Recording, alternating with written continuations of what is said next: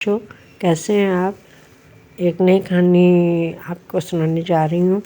زبیر mister Hamdani اور Mrs Hamdani کی اکلوتی اولاد تھا۔ وہ ان کی شادی کے 10 سال بعد پیدا ہوا تھا۔ ماں باپ اور خاندان بھر کا لاڈلا تھا۔ بات پر ضد اور رونا دھونا اس کی عادت تھی۔ معمولی شے کے لیے مچل جاتا۔ ہر شے فوراً اسی وقت پا لینا چاہتا تھا۔ نہ سننا اور دیر اس کی برداشت سے باہر تھی۔ ابھی وہ صرف 8-9 سال کا تھا کہ مگر اس میں انا اور عقل بہت زیادہ تھی۔ وہ غریب بچوں کو نفرت سے دیکھتا تھا۔ اتنی چھوٹی عمر میں ہی اسے سب کچھ حاصل تھا۔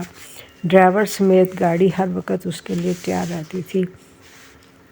کھلونوں سے اس کا کمرہ بھرا ہوا تھا۔ کمپیوٹر اس کے ذاتی استعمال کے لیے الگ مہیا کیا گیا تھا۔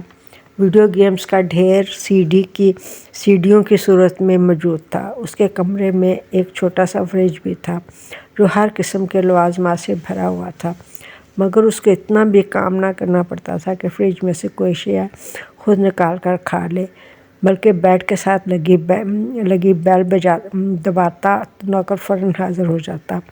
وہ جو کہتا فوراً اس کے حکم کی تعمیر ہوتی تھی۔ وہ واقعی میں انوکھا لاڈلا تھا جو کھیلنے کو چاند مانگنے کی ضد بھی کر سکتا ہے۔ ایک مرتبہ اس نے ایک کارٹون فلم میں روبوٹ دیکھا۔ پھر کیا تھا، اس نے ضد شروع کر دی کہ وہ ایسا ہی روبوٹ لے گا۔ سب نے بہت سمجھایا کہ وہ صرف ایک تصویر ہے، فلم کے لیے ہی بنایا گیا ہے، وہ مارکیٹ میں بھی دستیاب نہیں، مگر وہ کسی طرح سے ماننے کے لیے تیار نہ تھا۔ رو کر اس نے اپنی آنکھیں سجا لیں۔ آخر مسٹر ہمدانی نے امریکہ سے زبیر کے لیے روبوٹ منگوایا۔ روبوٹ آنے میں جتنا وقت لگا اس عرصے میں بھی زبیر بے چین رہا۔ جیسے ہی امریکہ سے روبوٹ آیا تو وہ خوش و مطمئن ہو گیا۔ کچھ وقت تو وہ سکون سے گزرا جب تک اس نے کوئی نئی چیز نہ دیکھ لی۔ یوں اس کی ضد کے آگے مسٹر ہمدانی کو ہمیشہ ہار ماننا پڑتی تھی۔ ایک مرتبہ تو حد ہو گئی۔ زبیر نے فلم میں پستول سے گولی چلتے دیکھی تو کہنے لگا کہ وہ اصلی پستول لے گا۔ سب نے بہت سمجھایا کہ وہ خطرناک ہوتا ہے، صرف بڑے لوگ ضرورت کے وقت استعمال کرتے ہیں، مگر اس کی ایک ہی رٹ تھی کہ وہ پستول لے کر ہی رہے گا۔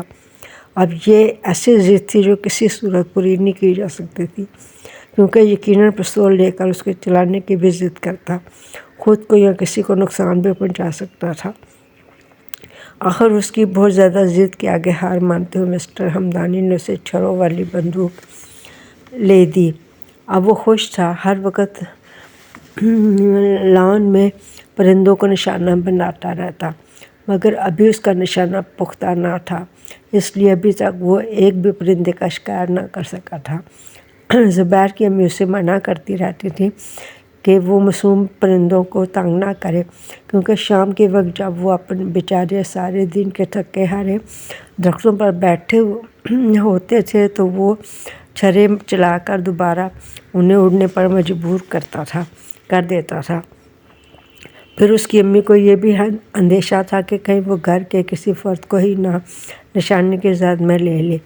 وہ اسے کہتی، بیٹا ہر وقت ایک ہی کام کے پیچھے نہیں پڑ جاتی، پڑھائی پر بھی توجہ دو۔ مگر زبیر کو امی کی بات کی ذرا بھی پرواہ نہ تھی۔ ایک دن زبیر لان میں پرندوں کا شکار کرنے کی کوشش کر رہا تھا کہ اچانک مسز ہمدانی سامنے آ گئیں اور چھرا ان کی آنکھ کے قریب لگا۔ وہ وہیں گر گئیں۔ زبیر گھبرا گیا۔ نوکر مسٹر ہمدانی دھماکے کی آواز سن کر فوراً باہر آئے۔ مسز ہمدانی کو گاڑی میں ڈال کر ہسپتال کی طرف روانہ ہوئے۔ ڈاکٹروں نے بھی بھرپور کوشش کے بعد آپریشن کر کے چھرا تو نکال دیا، مگر کافی دیر تک مسز ہمدانی بے ہوش رہیں۔ زبیر رو کر اپنی غلطی کی اللہ سے معافی مانگنے لگا کہ وہ دعا کر رہا تھا کہ خدا میری امی کی آنکھ بچ جائے، انہیں کوئی نقصان نہ پہنچے، وہ جلدی سے یاب ہو جائیں۔ زبیر نے بلا وجہ کی ضد کرنے اور خواہ اپنے والدین کو تنگ کرنے پر اللہ سے پورے خلوص سے توبہ کی اور آئندہ کسی بھی حرکت سے اجتناب کرنے کا وعدہ کیا۔ تقریباً پورا مہینہ مسز ہمدانی کے زخم ٹھیک ہونے میں لگا۔ مسٹر ہمدانی نے زبیر کی تعریف کی کہ وہ مسز ہمدانی کے زخمی ہونے پر کس قدر پریشان تھا، اللہ سے کس خلوص نیت سے اپنی امی کی صحت کی دعائیں کرتا رہا۔ مسز ہمدانی نے کہا کہ بچے تو واقعی بچے ہوتے ہیں، ان کا کام ہی ضد کرنا ہے اور اپنی بات منوانا ہے، منوانے کے لیے رونا دھونا ہوتا ہے۔ والدین کو چاہیے کہ وہ بچوں کو ہر بے جا ضد کے لیے کو ماننے کے لیے تیار نہ ہوں۔ میں آپ کو اکثر سمجھاتی تھی کہ زبیر کی ہر خواہش پوری کرنا ضروری نہیں، مگر آپ نے میری ایک نہ مانی، ایک نہ سنی۔ مسٹر ہمدانی نے بھی غلطی تسلیم کرتے ہوئے کہا کہ واقعی میں غلطی پر تھا۔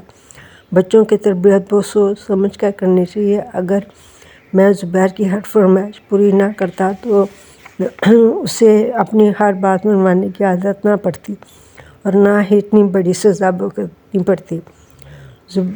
زبیر نے بھی اپنی امی ابو سے معافی مانگی اور آئندہ کے لیے اپنی تمام تر توانائی تعلیم پر صرف کرنے کا عہد کیا۔ پیارے بچوں، یہ تھی آج کی کہانی۔ اس کا نام تھا انوکھا لاڈلا۔ تو آپ تو انوکھے لاڈلے نہیں ہیں نا، اور انوکھا لاڈلا بننا بھی نہیں چاہیے، اس کی بہت کڑی سزا ملتی ہے، ٹھیک ہے؟ تو اپنے چینل کو سبسکرائب، لائک اور شیئر ضرور کیجیے گا۔ اللہ حافظ۔ آپ کی اپنی مہر نسیم۔